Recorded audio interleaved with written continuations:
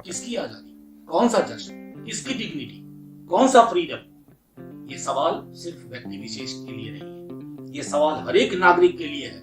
इस देश को गर्त में कहां पहुंचा दिया ये 47 में आजाद हुआ मुल्क नहीं रहा, जिसमें नेहरू ने कहा था ट्विस्ट विद डेस्टिनी, कहां से कहां पहुंचा। मुझे अफसोस है कि ये तमाम लोग जो ना मर्यादा पुरुषोत्तम के नाम का दुरुपयोग करते हैं। काश ऐसी व्यवस्था होती, मर्यादा पुरुषोत्तम सबसे पहले इनका संपर्क, इनका खात्मा कर देते। तुमने मेरे नाम कहां से कहां पहुंचा। बीबीसी देखी है, ऑक्सीजन एक्सप्रेस क्यों चला रहे, क्यों हवाई जहाज से इधर से उधर ऑक्सीजन हो रहा, क्यों वादा किया जा रहा था कि सर को इतना कम हो, क्यों हॉस्पिटल हाईकोर्ट में जा रहे हैं, क्यों? पहली बार मैंने देखा था अपनी जिंदगी में एक आम अदना इंसान ऑक्सीजन के लिए दर दर पे ठोकर खा। कौन सा जश्न? वही तो सवाल है। वो जश्न किसके लिए? जनगण मन का, लेकिन उनका जनगण किसान नहीं है, जनगण, मजदूर नहीं है, जनगण। आयरनी ही है जो जिस व्यक्ति के शासनकाल में हजारों लाशें जिस व्यक्ति के शासनकाल में हर 10 लोगों में किसी बलात्कार एनकाउंटर हो जाता है, जिस व्यक्ति का पूरी समझ गोरखपुर के उस मठ से ज्यादा नहीं है, लेकिन उत्तर प्रदेश को चला रहा है, वो व्यक्ति इश्तहार के माध्यम से जिंदा रहता है। और दुख की बात यह है कि कई टेलीविजन चैनल अपने सर्वे में उनको सबसे देखिए पूरी तरह यह मान लेना कि हमारे पास कुछ भी नहीं है, लड़ाई नहीं होनी। जनता को संघर्ष चाहिए, संघर्ष लोकतंत्र बीमार है, लेकिन स्वस्थ करना, स्वस्थ रखना की जिम्मेवारी ये मुल्क का जहां बिना भेदभाव जयराम की, जय सिया राम की, वो तो देखा है। मैं तो बिहार से, सीता मैया हमारे बिहार की बेटी, हमारे यहाँ राम की कल्पना सीता के बगैर अधूरी है। जब उस बच्ची को मैंने पिता के चावल से चिपट के बने, और वो भी तब मैं पहले कहा 2 दिन बाद अनुराग।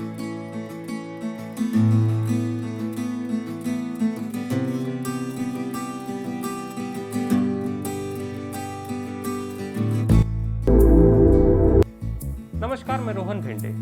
भारतीय लोकतंत्र की जो राज्यसभा की बहस है उसमें एक नाम हमेशा लिया जाता है और उनके भाषणों को पूरे देश में हमेशा सुना जाता है। वो इसलिए नहीं कि वो मज़ेदार होते हैं, वो इसलिए क्योंकि उनके हर भाषण में आपको ऐसे जिक्र मिलेंगे जो इतिहास से है, साहित्य से है, और हर वह घटना जो सामान्य लोगों के हकूक़ों की और सामान्य लोगों की परेशानियों की है वो उठाते हुए। एक नाम है, वो है प्रोफेसर मनोज कुमार झा जी। आज हम उन्हीं से जानेंगे, कुछ मेरे सवाल है, कुछ उनकी जो भूमिका है उनको खोलेंगे।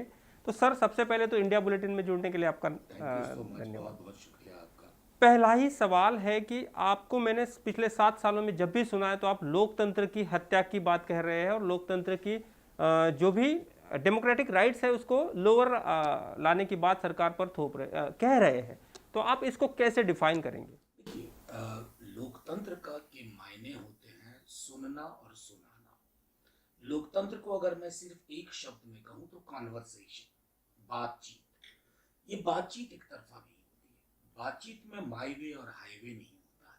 जब आप दोस्तों में बात करते हैं तो आप अपने मित्र समूहों को याद करिए जो हमारे कॉलेज के, स्कूल के दिनों के होते हैं। हम बोलते भी हैं और हम सुनते भी हैं। संसदीय परंपराओं की नींव भी उसी बातचीत में है कि विमर्श एकांगी ना हो, यानी कि डिस्कोर्स बहुत ही नैरो ना हो, मोनोलॉग ना हो, डायलॉग हो। उस डायलॉग की पूरी आइडिया का मैं धीरे धीरे खात्मा होते हुए देख रहा हूँ। और मैं अकेला नहीं, देश के करोड़ों हिंदुस्तानी जो सदन को बाहर से देख रहे हैं और सैकड़ों हमारे साथी जो सदन के अंदर है, चाहे वो भाजपा में ही क्यों ना हो, जो कि रूलिंग पार्टी है, वो कहीं ना कहीं ये महसूस कर रहे हैं कि जो कन्वर्सेशन की एक कला थी, बातचीत की, संसद में वो खत्म हो रही है। और अगर संसद में संवाद की कार्यशैली, संवाद की विधा खत्म हो जाए, गुम हो जाए, तो उसको फिर जनता के बीच से, देश के मानस से दूर होने में बहुत देर नहीं होगी। ये चिंता का विषय। इसी से एक जुड़ा सवाल आपके अभी के भाषण का है। जब आपने संसद में पहला भाषण दिया कोरोना काल के बाद, तो आपने कहा कि सारे तमाम वो लोग जिन्होंने अपनी जिंदगी गंवाई है उनसे माफी मांगने की आज समय आ गया है। लेकिन उस समय सरकार टस से मस ना हुई, ना सरकार को उसका कुछ फर्क पड़ा। तो सरकार के जो कोरोना के प्लानिंग्स थे, जो जिस ताकत से यह वेव आ रही थी, उस बारे में सरकार ने सारी इंफॉर्मेशन छुपाई भी, और जो मीडिया ने जिसे दिखाया उस पर धाबे भी डाले।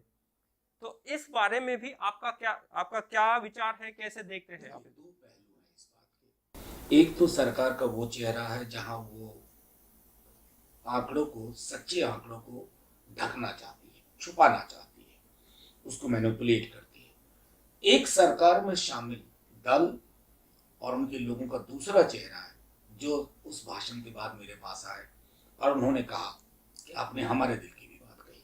कई लोगों ने कहा कि हम सुन के रो दिए, क्योंकि ये जो वेव थी इसने किसी को नहीं छोड़ा।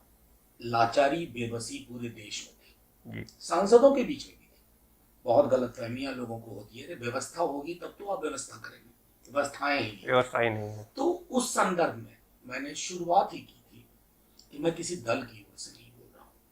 मैं जब वहां बोल भी रहा था तो मेरे सामने वो तमाम मौतें, वो तैरती लाशें दिख रही थी, इसलिए मैंने कहा कि मैं उन लाशों के बिहाफ पे बोल रहा हूँ, उन लोगों के बिहाफ पे बोल रहा हूँ, उनके बदले बोल रहा हूँ जो यहाँ बोलना चाहते थे लेकिन वो यहाँ है नहीं।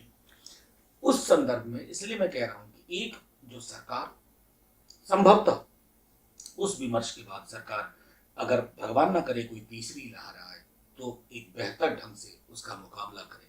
लेकिन दूसरा पहलू मैंने आपको जो बताया कि बहुत सारे मंत्रीगण, सीनियर मंत्री जो इस सरकार के हैं, उन्होंने ये कहा कि ये हम सब की आवाज थी, जो आपने कहा ये हम भी बोलना चाहते थे।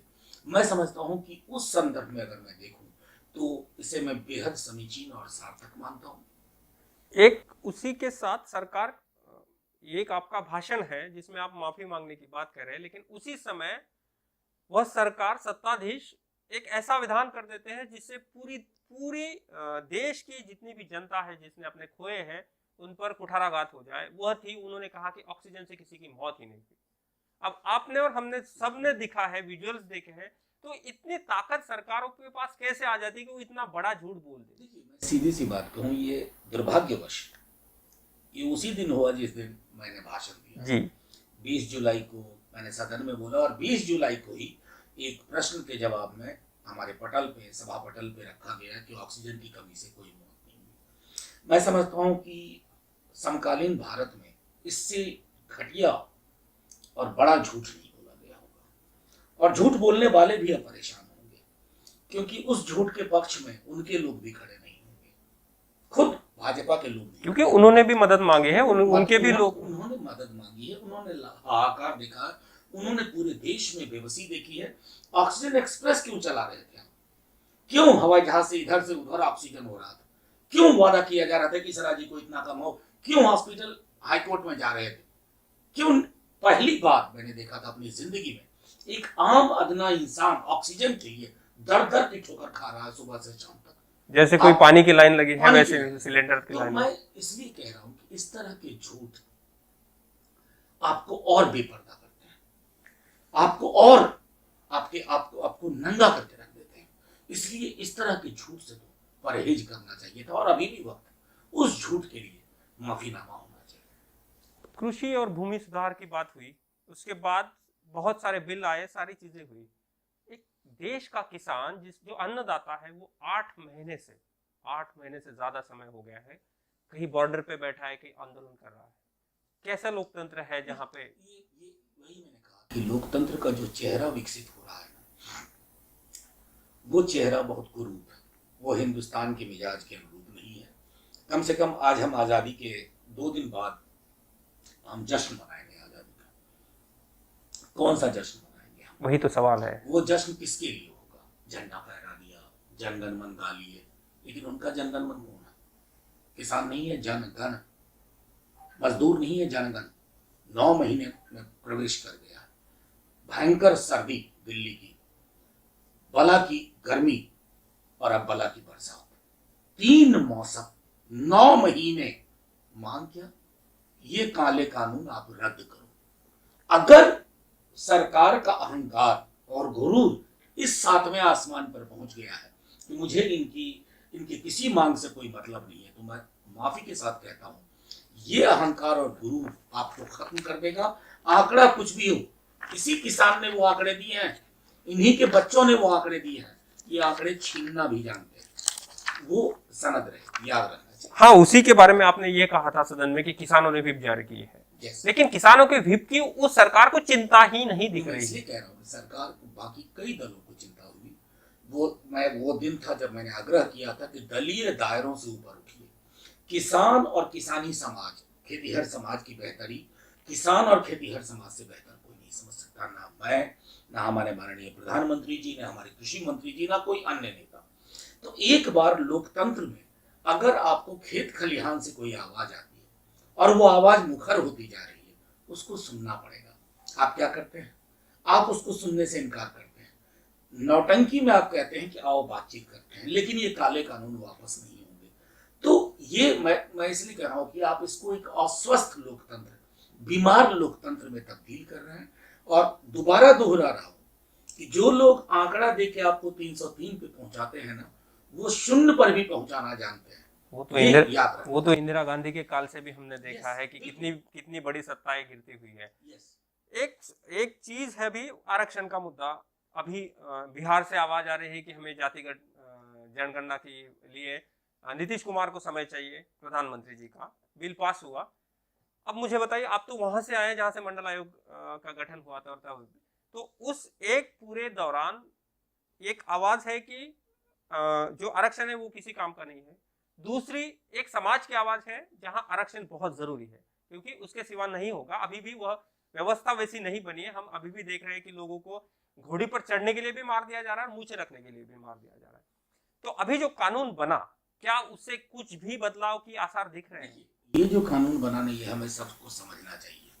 2018 में जब ये नेशनल बैकवर्ड क्लासेस कमीशन बनाया, उसको संवैधानिक दर्जा इन्होंने दिया, उस वक्त उन्होंने ये फेरबदल किया जो कि बिल्कुल गलत था।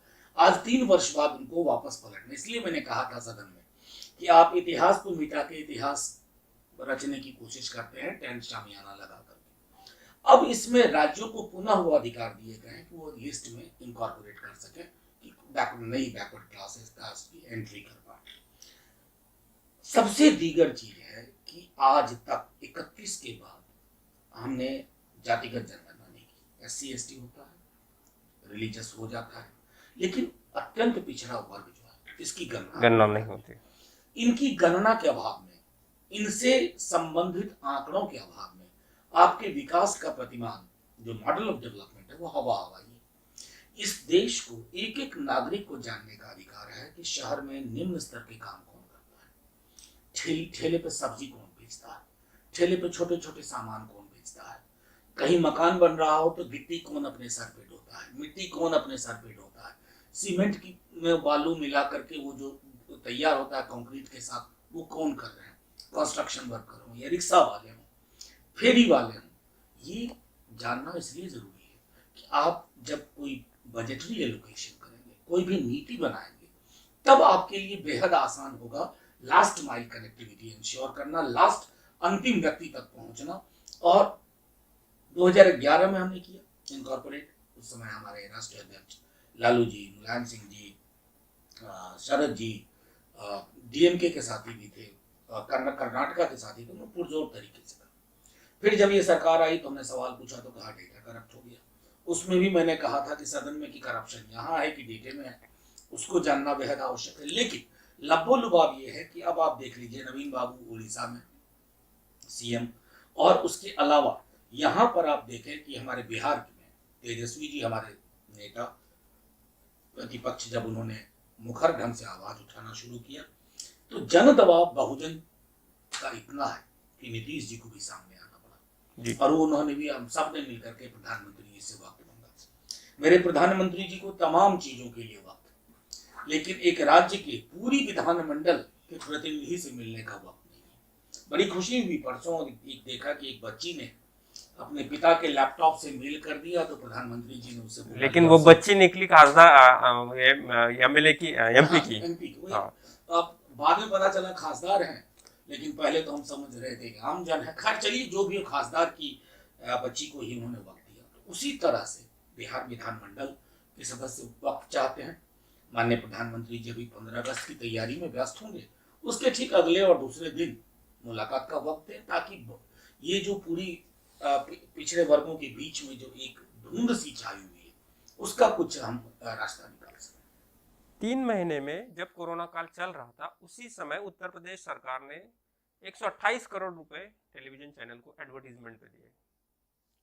मीडिया का गिरता स्तर वो हम क्रिटिक कर रहे हैं, लेकिन चिंताएं जो होना चाहिए वो कितना गिरेंगे और कितना समाज का नुकसान करेंगे कि कुछ भी ना बचा जाए, क्योंकि मीडिया से ही सब कुछ होगा। और वही अगर झूठ की खबरों को बहुत ज्यादा चलाएंगे, बहुत ज्यादा स्पेस देंगे, तो उस समय आपकी आवाज जो भी है, जो विपक्ष की आवाज है या फिर वो आवाज है जो इंटेलेक्चुअल पीपल की है, वो पहुंच नहीं रही है जहां पहुंचना चाहिए। तो ऐसे समय में आपके पास एक विपक्ष के तौर पे क्या ऑप्शन बच जाते हैं? देखिए, एक ही ऑप्शन, एक ही विकल्प हमारे पास बचता है। इस तरह की जो पोस्टरबाजी, विज्ञापनबाजी वाली पॉलिटिक्स है, उसका प्रतिकार करते रहें, उसके बारे में जनता को जागरूक करते रहें। देखिए, विडंबना कितनी बड़ी है, आयरनी ही कहेंगे इसे, कि जिस व्यक्ति के शासनकाल में हजारों लाशें गंगा में तैर रही थी, जिस व्यक्ति के शासनकाल में हर 10 मिनट पे किसी का बलात्कार होता है, एनकाउंटर हो जाता है, जिस व्यक्ति का पूरी समझ गोरखपुर के उस मठ से ज्यादा नहीं है, लेकिन उत्तर प्रदेश वो चला रहे हैं, वो व्यक्ति इश्तहार के माध्यम से जिंदा रहते हैं। और दुख की बात यह है कि कई टेलीविजन चैनल अपने सर्वे में उनको सबसे, वही तो एक सवाल है, सबसे बेहतर क्यों ना बताएं बेचारे वो टेलीविजन चैनल भी। अगर आप सैकड़ा करोड़ का विज्ञापन ले रहे हैं, तो एक दिन ये बताने में क्या हर्ज उनको लगता है कि वो सर्वश्रेष्ठ मुख्यमंत्री है। लेकिन ये उन लोगों के जख्म पर नमक छिड़कता है जिन्होंने अपनों को खोया है सुविधाओं और इंतजाम के अभाव में पूरे कोरोना काल में। ये उन लोगों को नागवार गुजरता है जिन्होंने अपने की अंत्येष्टि नहीं की, सीधे गंगा में बहा दिया। मैं समझता हूँ कि उनसे जाकर जरा एक टेलीविजन चैनल वाले कभी पूछ लेते कि बेस्ट सीएम के बारे में आपकी क्या राय है। आज और कल के इसमें ट्विटर का एक विवाद चल रहा है, जिसमें कांग्रेस के राहुल गांधी और बाकी ऑफिशियल हैंडल्स उन्होंने लॉग किए हैं। मैंने आज सवेरे ही मेरे सीधी बात के शो में ये कहा कि कॉलोनियल इरा की शुरुआत ही वहां से होती है कि कोई एक कंपनी बाहर से आती है और छोटे छोटे चीजों पर अपना हक बनाती है, और बाद में उस समय उन्होंने यह स्पेस बनाई कि जब अपना राज्य स्थापित कर सके। कैरल कैडवलर ने जब गार्डियन की पत्रकार है, उन्होंने जब कैम्ब्रिज एनालिटिका का डेटा का जो स्कैम है उसको पकड़ा और वो देखा कि उन्होंने टेक्नोलॉजी की वजह से ट्रम्प के इलेक्शन में और ब्रेक्जिट में बहुत बड़ी भूमिका हुई। तो ऐसे समय में ये टेक कंपनीज विपक्ष की आवाज को दबाने का एक प्रयत्न कर रही है। तो ऐसे समय में आपके पास क्या बच जाता है? कौन से संवैधानिक अधिकार है, कौन से लीगल अधिकार है, या फिर कुछ है या भी कि कुछ भी नहीं? मेरा मानना है कि देखिए, पूरी तरह ये मान लेना कि हमारे पास कुछ भी नहीं है ना, तो फिर लड़ाई के लिए कुछ बचेगा नहीं। जनता को संघर्ष भी चाहिए और संघर्ष के आधार पर विकल्प भी चाहिए। लोकतंत्र बीमार है, लेकिन स्वस्थ रखना की जिम्मेवारी भी लोगों पर है, हम सब पे है, एक अदना व्यक्ति पे है। उसी तरह कोई टेक्निकल प्लेटफॉर्म अगर सरकार के इशारे पे कुछ ऐसी पहलकदमियां करता है जो लोकतंत्र में संवाद की पूरी विरासत को कुंद करती है, उस पर कालीमा छिड़कती है, तो मैं समझता हूँ कि उसका भी प्रतिकार होगा। अब अभी तक थैंकफुली हमारे न्यायालयों को हम ये नहीं कर सकते कि वहां से हमें न्याय नहीं मिलेगा, वहां तक भी जाना चाहिए, लेकिन ये सिर्फ एक लीगल बैटल नहीं, वही पॉलिटिकल। हाँ, मैं वही आपको उसी का जवाब चाहता हूँ, क्योंकि ये पॉलिटिकल बैटल है। तो पॉलिटिकल बैटल में देखिए आप, जैसे छोटी छोटी चीजें सरकार ने की, उससे सरकार एक्सपोज भी हो रही है। पेगासस का मामला आपने सदन में उस पर चर्चा की। हाँ, उसी पर एक सवाल तो है ही कि पेगासस के मामले में हमने पूरा का पूरा जीरो, ये कह सकते हैं कि पूरा जीरो कर दिया। हम बात भी नहीं कर रहे। दो ही सवाल है, क्या सरकार ने खरीदा खरीदा तो यूज किया क्या, और नहीं खरीदा तो फिर ऐसी कौन सी विदेशी ताकतें हैं जो हमें हमारे नेशनल डिफेंस ये कर रही है। पेगासस को लेकर के चूंकि सदन का पूरा सत्र Pegasus, unemployment, inflation, farm laws पर वॉश आउट करवाया सरकार ने, उसके पास जवाब नहीं था। पेगासस पे एक जवाब आया आईटी मिनिस्टर का, इसका आईटी से कोई लेना देना ही नहीं है। ये सीधे पे सीधे आंतरिक सुरक्षा का मामला है और आंतरिक सुरक्षा से संबंधित मंत्रालय को ही इस पर बोलने का हक है। आपने ठीक कहा, सीधा सवाल है, क्या खरीदा? अगर खरीदा तो कैसे इस्तेमाल किया? लिस्ट कौन जारी कर रहा था? किस किस पर कौन कौन जद में था इसके? ये आज नहीं तो कल सामने आएगा, क्योंकि दुनिया के कई सारे मुल्कों में इस पर प्रोब, इवन जहां जहां कंपनी है वहां के भी इसमें प्रोब, और उसमें एक और समानांतर धागा ये है कि वो लोग या तो सरकार को एक्सपोज कर रहे थे या फिर कुछ अपना काम कर, जैसे कोई लीगल जज है उनका, या फिर सुप्रीम कोर्ट के जो जज है उनके मेड का कोई स्नूपिंग क्यों करेगा बाहर। देखिए, अगर आप टोटलिटेरियन स्टेट की अवधारणा देखें तो वहां हर नागरिक वेबकैम स्टेट की जद में है, उसके अंदर है। तो अब सिटिंग सुप्रीम कोर्ट जज, उन पर जिस महिला ने उत्पीड़न का आरोप लगाया था, उसके पूरे परिवार की स्नूपिंग हो रही थी, फोन हैक किए जा रहे थे, विपक्ष के लोगों को, मीडिया के लोगों को, इवन राष्ट्रीय स्वयंसेवक संघ के लोगों को। तो इसका स्केल बहुत बड़ा है, और चूंकि स्केल इतना बड़ा है तो सरकार जो कहती है ये नॉन इश्यू है, तो ये सदन में बता दीजिए ये नॉन इश्यू। पूरी चर्चा होती, आप कहते, आपके लोग, हम कहते, और उसके बाद सीधे तौर पे निकल के आ जाता कि कहाँ क्या लोचा है, कहाँ क्या दिक्कतें हैं। लेकिन मैंने कहा ना, शुरुआत में जो पहला सवाल आपने पूछा था, जब आप लोकतंत्र के प्रति आदर भाव नहीं रखते हैं, जो कि सरकार के अंदर कोई आदर भाव नहीं, प्रधानमंत्री जी नई संसद का निर्माण कर रहे हैं, लेकिन साथ ही साथ संसदीय परंपराओं का कत्ल हो रहा है, तो ये दोनों चीजें एक साथ हो रही है। चमचमाती इमारत खड़ी होगी हमारे लिए, लेकिन उस इमारत में कोई भी ऐसी इमारत नहीं होगी जिसपे जनता का भरोसा हो कि संसदीय परंपराएं, स्वस्थ लोकतंत्र के गुण अभी भी जिंदा है। राम के नाम को मैं जब बड़ा हो रहा था तब इसलिए सुना था कि एक ऐसा नाम है ईश्वर का जिसमें सारे गुण हैं। हम जो देख रहे हैं उस राम के नाम की हमें कहीं भी ये नहीं दिख रही है। कब तक हम उस नाम से अब लोगों को मारते रहेंगे। मैंने 2 दिन पहले भी एक वीडियो देखा, उसके पहले आपने भी तो देखा होगा कि हम क्यों वहां तक पहुंच गए हैं कि ये भी नहीं जानते कि उस भगवान ने भगवान का नाम ही मर्यादा पुरुषोत्तम है, उसके नाम पे हम सारी मर्यादाओं को लांघ रहे हैं। एक छोटी सी बच्ची लिपट कर अपने बाप से रो रही है और उस समय उसी को कोई मार रहा है। इतनी क्रूरता हमारे समाज में कैसी पैदा हुई? पैदा नहीं हुई, अब ये तो बहुत बढ़ चल गई है। पैदा तो कुछ वर्ष पहले हो गई थी, 10 वर्ष पहले हो गई थी, लेकिन अब वो एक भीड़ का शक्ल ले गई, और उस भीड़ को लगता है कि कानून का निजाम कुछ नहीं है, रूल ऑफ लॉ में कुछ नहीं है। मुझे अफसोस है कि ये तमाम लोग जो ना मर्यादा पुरुषोत्तम के नाम का दुरुपयोग करते हैं, काश ऐसी व्यवस्था होती कि मर्यादा पुरुषोत्तम पृथ्वी पे आ जाते ना, तो सबसे पहले इनका संहार करते, इनका खात्मा कर देते कि तुमने मेरे नाम को कहां से कहां पहुंचा दिया। ये मुल्क था जहां बिना भेदभाव के लोग जय राम जी की कहते थे, जय सिया राम कहते थे। वो तो देखा है। मैं तो बिहार से आता हूँ, सीता मैया हमारे बिहार की बेटी है। हमारे यहाँ राम की कल्पना सीता के बगैर अधूरी है, लेकिन आपने क्या बना दिया इस देश को। जब उस बच्ची को मैंने पिता के जांघों से चिपट के रोते देखा, और वो भी तब जो मैं पहले कहा 2 दिन बाद 15 अगस्त में किसकी आजादी, कौन सा जश्न, किसकी डिग्निटी, कौन सा फ्रीडम। ये सवाल सिर्फ व्यक्ति विशेष के लिए नहीं है, ये सवाल हर एक नागरिक के लिए है। इस देश को गर्त में कहां पहुंचा दिया। ये 47 में आजाद हुआ मुल्क नहीं रहा जिसमें नेहरू ने कहा था ट्विस्ट विद डेस्टिनी, कहां से कहां पहुंचा दिया। मैं माननीय प्रधानमंत्री जी से आग्रह करूंगा, उस तरह के हजारों वीडियो इस देश में चल रहे हैं, उस तरह की हजारों हरकतें हो रही हैं गंदी, ओछी। माननीय प्रधानमंत्री जी 2 दिन सबका साथ, सबका विकास, सबका विश्वास आधा अधूरा है, बेमानी है अगर आप वॉक द टॉक नहीं करते। एसएचओ जो बात चल रही है, एसएचओ वहां आए और उन्होंने इंटरप्शन किया संवाद यह चल रहा था कि वो मजार अभी बनी है या फिर मंदिर तोड़ के बनी है। तो एसएचओ ने सिर्फ इतना कहा कि लीगल टर्म्स में नहीं है, आप जाके लीगल एक्शन करिए और बाजू हो जाइए। मुस्लिम हिंदू का ये था। 2 दिन बाद खबर आती है कि उस एसएचओ को सस्पेंड कर दिया। देखिए, मैं एक एक इस तरह की घटनाएं बताऊंगा तो हजारों की फहरिस्त, लंबी फहरिस्त। ऐसा क्यों हो रहा है?